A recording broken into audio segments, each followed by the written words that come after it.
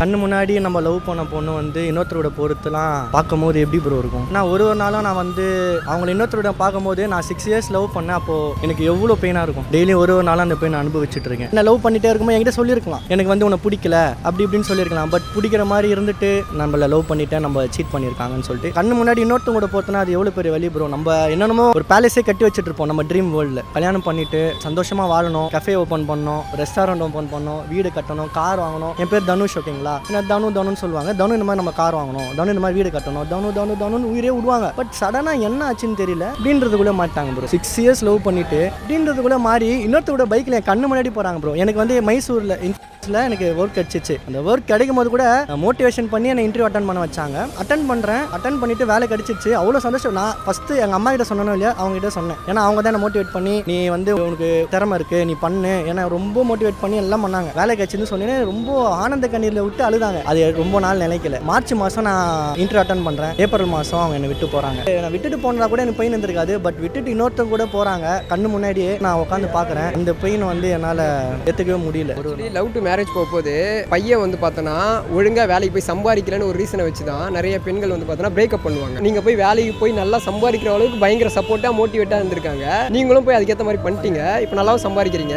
ஏன்னா இப்படி பண்ண ஒரு பொண்ணு ஏன் வந்து விட்டு போனோம்? அவங்க வந்து ஸ்கூல் படிக்கும் போதே என்ன லவ் பண்ணிட்டு இருந்தாங்க. நான் அப்போ காலேஜ் ஃபர்ஸ்ட் இயர். நான் வந்து அப்போது சின்ன பையன், அவங்களும் சின்ன பொண்ணு. அப்போதுலேயே லவ் பண்ணிட்டு இருக்கோம். 6 இயர்ஸ் லவ்னா எவ்வளோ பெரிய விஷயம். அவ்வளோ கேரிங்காக, அவ்வளோ ஒரு மோட்டிவேஷனாக என்னை பார்த்துக்கினாங்க. அவங்க அப்படி மோட்டிவேஷன் பண்ணால்தான் இப்போ நான் ஒரு ஐடி கம்பெனியில் ஒரு நல்ல பொசிஷனில் நான் இருக்கேன். என்ன மாதிரி மோட்டிவேட்லாம் பண்ணாங்க? லவ் பண்ணு, நீ பண்ணு, கண்டிப்பாக உனக்கு இந்த வேலை கிடைக்கும். எனக்காக வந்து பாஸ்டிங் இருக்கிறது, எனக்காக ப்ரே பண்ணுறது, எனக்காக நம்மளுக்கு கல்யாணம் ஆகணும்னு சொல்லிட்டு. நான் கிறிஸ்டின், அவங்க இந்து. அவங்களால கோயிலுக்கு கூட்டிகிட்டு போய் ப்ரே பண்ணுறது, எனக்காக வந்து அவங்க வாழ்ந்தாங்க. இவனுக்காக தான் நாம இருக்கணும் அப்படின்ற மாதிரி. போகிறாங்களா விட்டு போனா சொல்லிடுங்க, உங்களுக்கு எனக்கு வேணாம், செட் ஆக மாட்டீங்க சொல்லிடுங்க. பட் சண்டேல வந்து நிறைய பேர் சொல்லி, எனக்கும் சண்டை நடக்கும் போது நீ எனக்கு வேணாண்டா, நீ எனக்கு வேணாம் சண்டையில சொல்லுது. ஏன்னா சண்டையில எல்லாரும் ஒரு ரிலேஷன்ஷிப்பில் வந்து நீ எனக்கு வேணாம், நீ எனக்கு வேணாம் அப்படின்ற மாதிரி சண்டை நடக்கும். ஒய்ஃப் ஹஸ்பண்டுக்கும் நடக்கும், லவர்ஸ்க்கும் நடக்கும், எல்லாருக்கும் நடக்கும். அதே மாதிரி தான் எனக்கும் எப்பவுமே நடக்கும். சண்டை போட்டுப்போம், ஒன்று சேர்ந்துப்போம், சண்டை போட்டுப்போம், ஒன்று சேர்ந்துப்போம். அதே மாதிரி தான் நான் இதுவும் நினச்சேன். நான் ஃபோன் பண்ணுறேன், பிளாக். ரோட்டில் போகிறவங்கலாம் ஃபோனை வாங்கி நான் அவங்க நம்பரில் பண்ணிட்டு இருந்தேன். அந்த டைமில் எனக்கு என்ன பண்ணணும்னு கூட தெரியல. ஸோ ரோட்டில் போகிறவங்ககிட்ட வாங்கி கால் பண்ண, அப்பயும் பிக் பண்ணல. இவங்களே ஒரு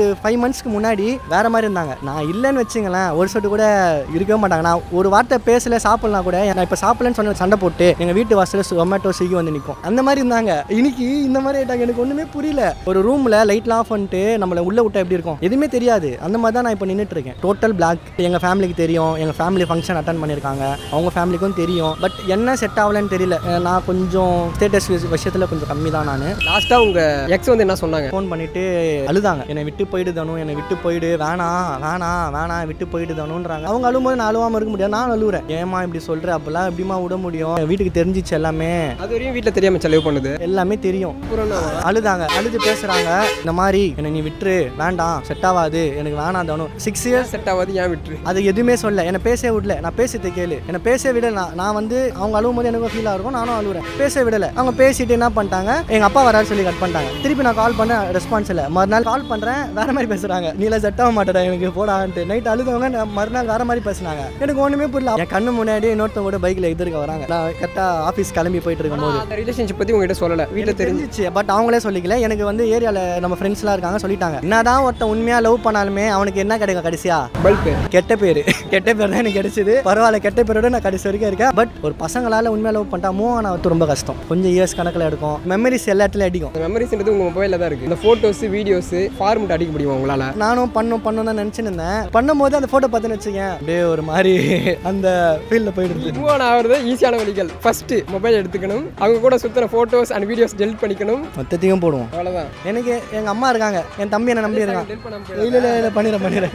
1 இருக்கா 2 இருக்கா, நிறைய இருக்கு. ஏன்னா நீ மறக்கலாம்னு நினச்சின்னு இருப்பதில் மூவ் ஆன்லாம் ஆயிடுவேன். திடீர்னு அந்த ஃபோட்டோஸ் மறுபடியும் மலரும் நினைவுகள் மாதிரி ஃபர்ஸ்ட்லேருந்து ஃபீல் பண்ண வச்சிரும். லவ் பண்ண ஸ்டார்டிங்கில் அந்த ஒரு நாள் நான் ப்ரொப்போஸ் பண்ண டேட்லேருந்து இன்னி வரைக்கும் நடந்த வரைக்கும் அப்படியே அந்த மெமரிஸ் அப்படியே ஓடிட்டு. நான் எங்கே அவளுக்கு ப்ரொப்போஸ் பண்ணேன், எந்த டைம் ப்ரொப்போஸ் பண்ணேன், எப்படி ப்ரொப்போஸ் பண்ணேன், எல்லாமே ஞாபகம் இருக்குது. ஃபோன் ஸ்டோரேஜ் ஃபுல்லாக அந்த ஃபோட்டோ வீடியோ தான் வச்சுருக்கேன். நிறைய பேர் சொன்னாங்க ப்ரோ, வீட்லேயே சொன்னாங்க, வேணாம்ப்பா நீ வந்து டெய்லி ரொம்ப கஷ்டப்படுற, நம்ம அம்மா அஃபெக்ட் ஆகிறாங்க, நம்ம கஷ்டப்பட்டவங்களும் கஷ்டப்படுவாங்க. ஒரு நாள் நான் கிறிஸ்டினு முட்டி போட்டு ப்ரே பண்ணுறாங்க, என் பையன் வந்து பழையபடி மாறிடணும், இந்த இதெல்லாம் நினைக்கக்கூடாது அப்படி இப்படின்னு நினைக்கிறாங்க. ரொம்ப முடிஞ்சா இல்லையா போயிட்டு இருக்கு. 6 வருஷம் ப்ரோ. அதான் நான் வேறு என்னன்னு சேவ் பண்ணி வச்சுக்கிறேன் பாருங்க. ஒய்ஃப் நெக்ஸ்ட்டு அவங்களுடைய கான்டாக்ட் நம்பரை பிளாக் லிஸ்ட் பண்ணி டெலிட் பண்ணணும். அந்த நம்பரே அவங்க இப்போ டீஆக்டிவேட் பண்ணிட்டாங்க. வாட்ஸ்அப்பில் நீங்கள் அவங்க கூட பேசியிருக்கிற சேட்லாம் இருக்கும் இல்லைங்களா, கிளியர்ன்ட்டு ஒன்று இருக்கும், அதெல்லாம் பண்ணியாச்சு, அவங்களே வாங்கி பண்ணிட்டாங்க. அதாவது ஒரு பையன் ஒரு பொண்ணை ஏமாத்தினானா அந்த ஃபோட்டோஸ் வீடியோஸ் சேட்லாம் வந்து எவிடன்ஸாக இருக்குது. இதுவே ஒரு பொண்ணு ஒரு பையனை ஏமாத்தினாங்கன்னா மெமரிஸாக மட்டும்தான் இருக்குது. என்ன கருமடாது, எனக்கு ஒன்றுமே புரியல. இதுவே நான் ஒரு பொண்ணை ஏமாத்தினேன்னு வச்சுங்களேன், இப்படி உட்காந்து ஸ்டேஷனில் பொண்ணுங்க வந்து ஒரே மைண்ட் செட்டில் இருங்க. தயவுசெய்து இப்படி அப்படின்னு மாற பசங்களே சேர்த்து தான் சொல்கிறேன். ஒரு பொண்ணா கடைசி வரைக்கும் அந்த பொண்ணு 6 வருஷம் லவ் பண்ணேன், வேறு எந்த பொண்ணையும் நான் பார்க்கல. அந்த 6 வருஷத்தில் அவங்க தான் எல்லாமே, அவங்க மட்டும் தான் இருந்தேன். நம்ம லைஃப்பில் நினச்ச வேலை கிடைக்கல, சொந்த வீடு இல்லை, கடன் இருக்குது, அப்பா அம்மாவுக்கு உடம்பு சரியில்லாமல் கஷ்டப்பட்டுட்டு இருக்காங்க. இதெல்லாம் நிறைய கஷ்டம் அந்த பையன் பின்னாடி இருப்பான். ஒன்றுத்து கூட அது கஷ்டமாக நினைக்க மாட்டான் தல. இதே ஒரு பொண்ணு விட்டு போயிடுச்சுன்னு வச்சுக்கேன், என் லைஃபே வெறுத்துட்டேன், அழுவான், கஷ்டப்படுவான். பசங்க பொண்ணு மேலே கொடுக்குற அந்த ஃபோக்கஸை கெரியரில் கொடுத்துருந்தாங்கன்னா எல்லாரும் அம்பானி மாதிரி ஆகிட்டு இருப்பாங்க. ஆனால் அது மட்டும் நம்ம பசங்க பண்ண மாட்டானுங்க. பொண்ணு லவ் பண்ணிட்டேன்னா ஒன்று தான். இந்த பிரேக்கப்பில் நான் கற்றுக்கினது, இனிமேல் யார் மேலேயும் ரொம்ப பாசம் வைக்கக்கூடாது. அம்மா அப்பாவை தவிர, தம்பியை தவிர, கல்யாணம் ஆகிற வரைக்கும் நம்ம யார் மேலேயும் இன்னொருத்தவங்க மேலே பாசம் வைக்கக்கூடாது. பாசம் வச்சாலே ரொம்ப கஷ்டம் தான். அதை மட்டும் நான் புரிஞ்சுனேன் இந்த பிரேக்கப்பில். என்னதான் நீங்கள் பாசம் வச்சாலுமே விட்டு போகிற மனசு விட்டு தான் போகுது. அதை நம்ம வந்து இப்படி பிடிச்சிக்கிட்டோ இப்படி இருக்க முடியாது, ஒரு நாள் விட்டு தான் ஆகணும். இப்போ நான் அவங்கள திருப்பி இப்படி வந்து பிடிக்கிறது 2 நிமிஷம் ஆகாது, வேஸ்ட்டு. விட்டு போயிடுச்சு, திருப்பியும் பிடிச்சி திருப்பியும் விட்டு போகாது. என்ன ரீசன்? அழகாக விட்டு போயிடும், எதுவும் பண்ண முடியாது. பொண்ணும் ஏமாத்தினா சரி, பையனும் ஏமாத்தினா சரி, அவங்களுக்கு கண்டிப்பாக ஒரு நாள் ரிக்ரெட் பண்ணுவாங்க. இந்த எக்ஸ் மட்டும் இல்லை, எல்லா எக்ஸுமே வந்து அவங்க மேரேஜுக்கு அப்புறமும் அந்த எக்ஸை நினச்சி அவங்க ரிக்ரெட் பண்ணுவாங்க. லவ் பிரேக்கப் ஆக போது பொண்ணு சந்தோஷமாக இருக்கும், பையன் கஷ்டப்படுவான். அதாவது ஏமாத்துறவன் வந்து சந்தோஷமாக இருப்பான், ஏமாந்தவன் கஷ்டப்படுவான். ஆனால் அவங்க ஒரு லைஃப் பார்த்துட்டு போனதுக்கு அப்புறம் ஏமாந்தவன் செம்மையாக இருப்பான், ஏமாத்துறவன் நாசனமாக போயிடுவான், நிம்மதி இழந்துருவான், வாழ்க்கையை வெறுத்துருவான். அதாவது நீங்கள் பிரேக்கப் ஆக போது உண்மையாக ஏன் லவ் பண்ணும்போது ஃபீல் பண்ணுறீங்களா, அதை விட அதிகமாக அவங்களை ஏமாத்திட்டுமேன்ட்டு அவங்க ஃபீல் பண்ணுவாங்க, அழுவாங்க, கஷ்டப்படுவாங்க. ஆனால் அவங்க அழுவணும்னு ஆசை இல்லை ப்ரோ, சந்தோஷமாக இருக்கட்டும். ஏன்னா நீ சந்தோஷமாக இருக்கு தானே நீ போகிற, சந்தோஷமாக இருந்துட்டு உன் லைஃப்பை பார்த்துட்டு சந்தோஷமாக இருக்கு, அவ்வளோதான். நான் வந்து என் லைஃப்பை இதுக்கு மேலே பார்த்துப்பேன். பிரேக்கப் ஆனதுக்கப்புறம் நீங்கள் உங்களை பிஸியாக வச்சுக்கிட்டாவே அந்த மெமரிஸ் அது எதுவுமே டிஸ்டர்ப் ஆக மாட்டேங்குது. Correct bro. நீங்கள் மட்டும் இல்லை, நிறைய பேர் சொன்னாங்க உன்னை நீ பிஸியாக வச்சுக்கோ. 8 மணி நேரம் ஒரு நாளைக்கு ஒர்க் இருக்கும், மீதி இருக்கிற நேரத்தை ஷட்டில் விளாட்றதோ, கிரிக்கெட் விளாட்றதோ, இல்லை வந்து ஜிம்முக்கு போகிறதோ, அந்த மாதிரி எதையாச்சும் ஒன்று எக்ஸ்ட்ராவாக, அதாவது பிஸியாகவே இருந்துட்டு இருக்கணும். டக்குன்னு வீட்டு போய் சாப்பிட்டு தூங்கிடணும். அந்த பொண்ணு விட்டு போன புதுசில் அழுதிங்களா, விட்டு போயிட்டா கஷ்டமாக இருக்குது, மூவ் ஆன் பண்ண முடியலன்ட்டு 2-3 வருஷம் கழிச்சு நீங்கள் அதை யோசிக்கும் போது நம்மளால இந்த விஷயத்துக்குலாம் போய் அழுதுன்னு கிரிஞ்சாக யோசிப்பீங்க. கண்டிப்பாக யோசிப்பேன். ஒரு நாள் இல்லை ஒரு நாள் நான் யோசிப்பேன். அதுவும் இல்லாமல் ஒரு நாள் இல்லை நான் ஒரு நல்ல பொசிஷனில் இருப்பேன். இப்போ அவங்களுக்காக இருந்தேன், ஃபேமிலிக்காக இருந்தேன். இப்போ நான் டோட்டலாக ஃபேமிலிக்காக மட்டும் இருக்கலாம் முடிவு பண்ணிட்டேன். இவங்களை விட்டா நம்மளுக்கு வேறு யார் இருக்கா இப்போதைக்கு? இவங்க நல்லா இருந்தால் நம்ம நல்லா இருக்கணும். ஏன்னா அம்மா இருக்காங்க, என் தம்பி இருக்கான், எங்கள் அப்பா இருக்காரு, எங்கள் ஃபேமிலி இருக்குது, வேறு என்ன வேணும் அப்படின்ற மாதிரி எனக்கு இப்போ தாட் வருது எனக்குள்ளே. ஏன்னா நான் ஒரு டைம் பார்க்கும்போது நான் யோசிப்பேன்,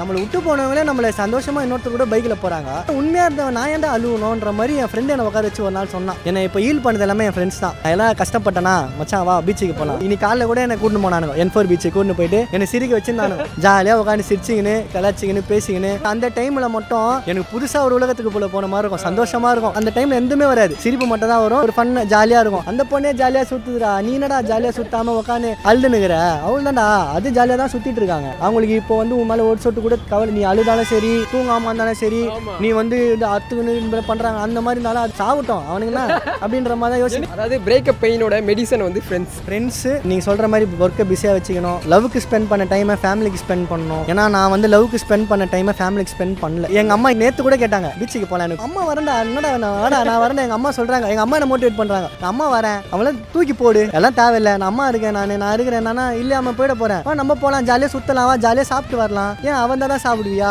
அவன் தான் இல்லைம்மா கொஞ்சம் எனக்கு இல்லை நீ இப்படி இருக்குது தான் தப்பு. எங்கள் அம்மா என்ன மோட்டிவேட் பண்ணிட்டு இருக்காங்க. நான் 10 நேரம் தான் வச்சுக்கேன், ஏந்திரு, ஏன் வந்து உட்காருவா, பக்கத்தில் உட்காரு. எங்கள் அம்மா என்கிட்ட அப்படி பேசினதே கிடையாது. இப்போ புதுசாக பேசுகிறாங்க, ஏன்னா அவங்களுக்கு தெரியுது இந்த மாதிரி பையன் கஷ்டப்படுறான், நம்ம வந்து எப்படி அவனை ஹீல் பண்ணணும்னு சொல்லிட்டு எங்கள் அம்மாவுக்கு தெரிஞ்சு ஹீல் பண்ணுறாங்க. நல்லா பேசுங்களா, மூஞ்ச பார்க்கும்போது ஒரு மாதிரி உம்முன்னு டிப்ரெஷனில் இருந்தீங்க, இப்போ ஒரு மாதிரி கலகலான்னு இருக்கீங்க. நான் வரும்போது கூட என் ஃப்ரெண்டு கூட வரான், சொல்லிட்டே வரேன், நான் மச்சான் இப்படி ஆயிடுச்சாடா, என்னால் ஏற்றுக்கவே முடியலடா, எப்படி இருக்கு, இப்போ கொஞ்சம் ரிலீஃபாக இருக்குது. அவ்வளோதான், இன்னும் கொஞ்சம் நாள் அது எல்லாமே ஃபுல்லாக மறந்துடும்.